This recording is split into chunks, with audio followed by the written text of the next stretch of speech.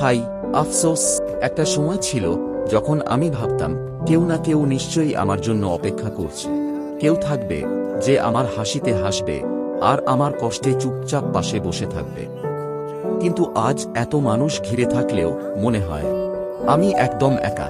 জীবনটা এত ভারী লাগতো না যদি কেউ সত্যি আমার পাশে থাকতো, যে একটু মন খুলে বলবে, চিন্তা করো না, আমি আছি। প্রতিদিন ভেতরে ভেতরে কত কিছু জমে যায়, কিন্তু কেউ বোঝে না, কেউ শোনে না। মনটা চিৎকার করে ওঠে, শুধু একবার শুনে নাও আমাকে। রাতের নীরবতায় যখন চারপাশ থেমে যায়, তখন নিজেরই নিঃশ্বাসের শব্দ কেমন ভারী লাগে। তবুও আমি হাসি, কারণ দুঃখ দেখলে সবাই দূরে সরে যায়। হাই আফসোস, কেউ যদি থাকতো যে সত্যিই মনটা বুঝতো, তাহলে হয়তো জীবনটা এত একা লাগতো না। গল্পটা যদি হৃদয় ছুঁয়ে যায় তাহলে একটা লাইক ও কমেন্ট করে জানাবেন, আর ছোট